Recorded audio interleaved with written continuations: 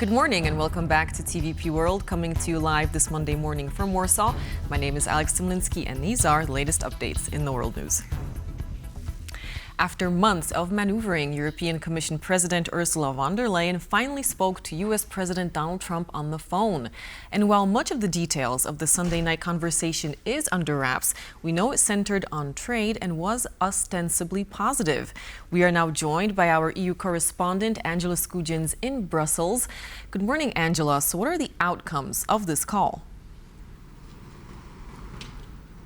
So good news for European businesses and traders, according to US President Donald Trump posting on his Truth social account. That 50% trade tariff threat leveled on Friday. Instead of that deadline being the 1st of June, he will impose this measure on the 9th of July. This gives breathing room to those 90-day trade talks after US President Donald Trump announced in April that he would impose 20% tariffs on European goods. The EU responded in kind, outlining that they would impose a three-tier tranche system of reciprocal tariffs. But both of these leaders agreed to a pause, and this phone call brings good news that that 50% measure, that tariff, will be applied at the end of those 90-day talks. That 47th President of the United States posted on his Truth social account, "It was a pleasure to grant the extension." We also heard commentary from the European Commission President herself, Ursula von der Leyen, posting on Twitter. Let's take a listen to what she posted on social media. Good call with the President of the United States. The EU and US share the world's most consequential and close trade relationship. Europe is ready to advance talks swiftly and decisively. To reach a good deal, we would need the time until July 9th. So while this is the short-term outcome of this phone call late Sunday evening, a longer-term, more positive outcome is this is the first time the US President Donald Trump and the EU Executive President Ursula von der Leyen have spoken on the phone. It represents a closening of relations between these two leaders. We know at the funeral of Pope Francis last month in Rome that the European Commission President Ursula von der Leyen had managed to agree to sit down with the 47th President of the United States.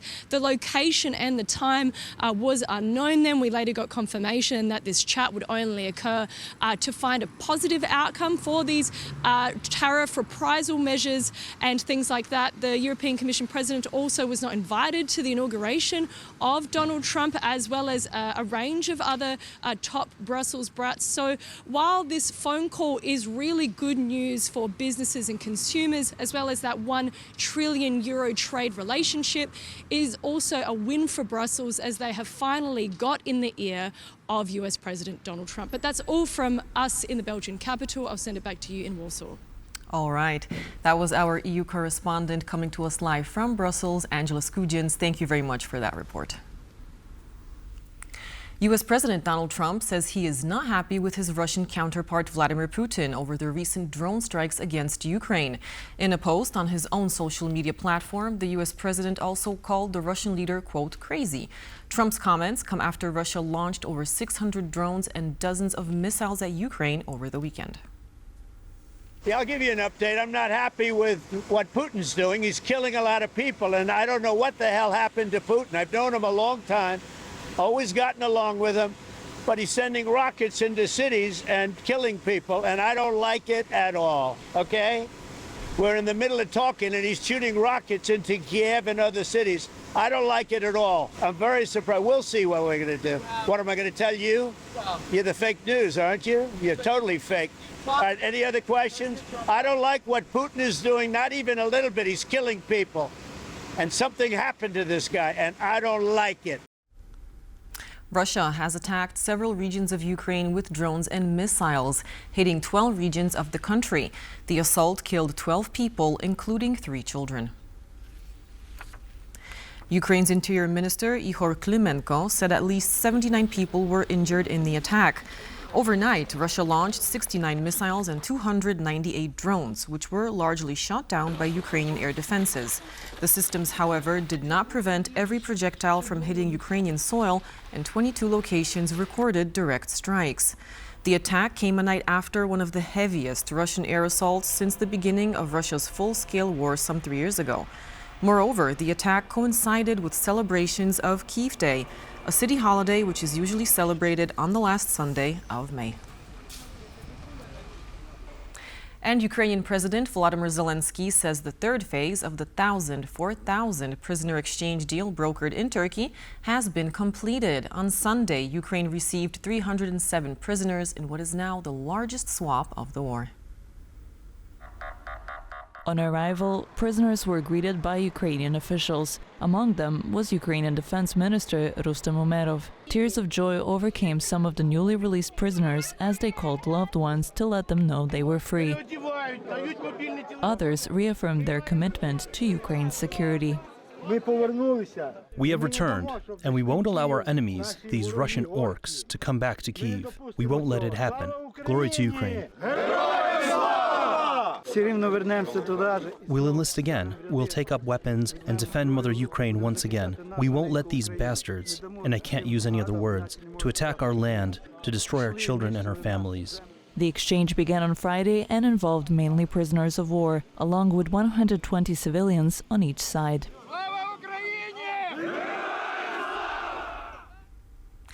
Poland's foreign minister says the ideal resolution for Ukraine would be a full Russian withdrawal and an acknowledgement that the invasion was a mistake.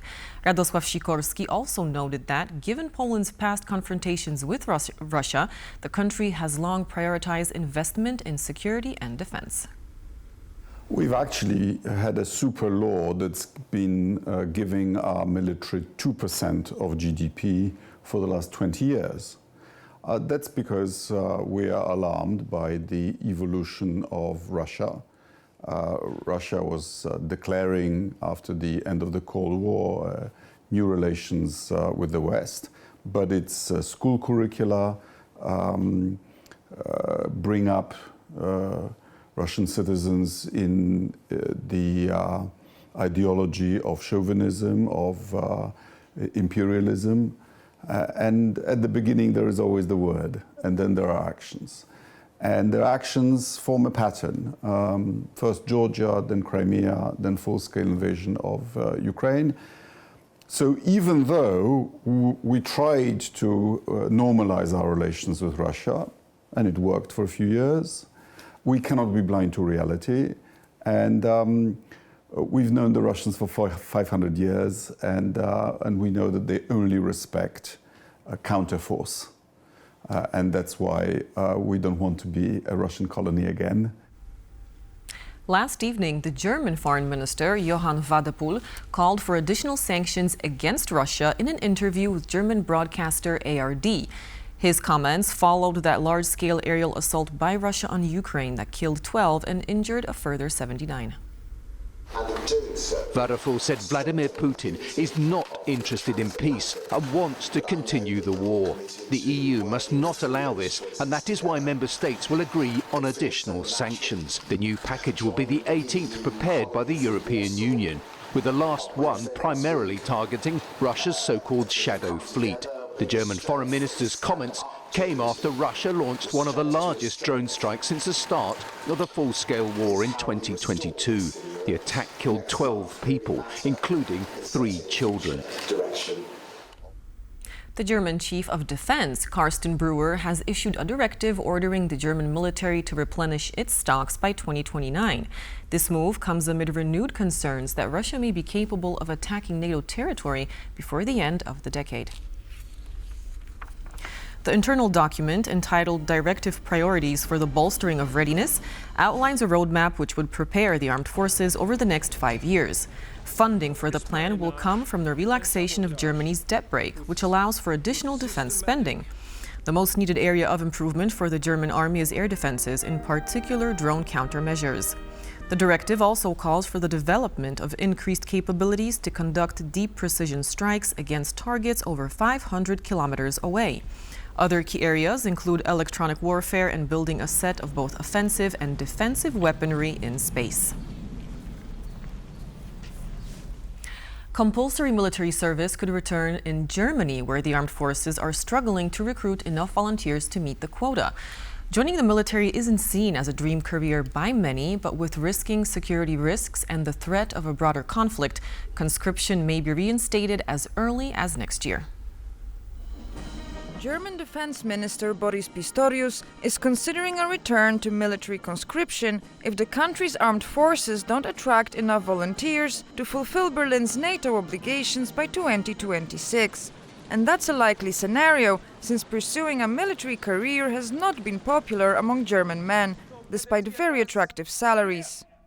I am, to say, somewhat skeptical that the Bundeswehr will manage to find the necessary number of soldiers by the deadline. Between Moscow's imperialism and a growingly isolationist Washington, Europeans are preparing for the worst. It's a threat, it's not a reality, but we'd have to plan for it. We'd have to plan, and it can become real because it is very unlikely that Vladimir Putin is moving. He hasn't shown his willingness to adapt to the situation and to compromise quite yet. Only a handful of European states didn't give up compulsory conscription after the end of the Cold War. But since Russia annexed Crimea in 2014, the region has been pushing for stronger security measures. Ukraine, Lithuania, Norway, Sweden and Latvia have already reintroduced compulsory military service, while the United Kingdom and now Germany are thinking about it. However, experts are not convinced that a compulsory draft would meet the challenges of modern warfare. We have a lot of data on that from the war in Ukraine, from both sides. And that is to say that professional soldiers are still far and away more effective than conscripted soldiers and suffer, and this is very relevant for Europe, suffer significantly fewer casualties. Poland opted to encourage civilians to willingly join the part-time territorial defense force and launched a Train with the Army program, which proved so popular that people line up every weekend for training sessions. We moved from a shooting range to the naval base. Here, we teach elements of sea rescue. All trainees will have a chance to get on a life raft, to get a feel of what it's like to be on the water, how a raft behaves in the waves. We have a motorboat to simulate the waves. For most Poles, or even most Eastern Europeans, the war isn't just something happening in Ukraine. From disinformation campaigns and irregular cyber attacks, to sabotage operations and manufactured migrant crises on external EU borders, Moscow's actions are leaving little place to doubt its aggressive intentions. We've known the Russians for 500 years, and we know that they only respect a counterforce. And that's why we don't want to be a Russian colony again, and we will do whatever it takes to prevent it. The Polish government is currently working on a nationwide program of military training for men and women. Prime Minister Donald Tusk announced the program will be ready by the end of the year. For TVP World, Natalia Komarov. And now on to news from the world of sports. Polish footballer Robert Lewandowski surpassed a milestone of 10 goals for FC Barcelona. The moment came last evening during a match against Athletic Bilbao, which the Catalans solidly won 3-0. The 37-year-old Polish striker scored his 100th and 101st goal during yesterday's game at Estadio de San Mamés in Bilbao. Lewandowski said after the match that the team had a nearly perfect season and now it is the time to take in the moment. Though Barcelona won this year's La Liga title, due to an injury at the tail end of the season, Lewandowski missed out on the top scorer title. This went to his rival from Real Madrid, the French sensation Kylian Mbappe. May 26th marks Mother's Day in Poland. On this very special day, Poles celebrate and give thanks to mothers and maternal figures alike.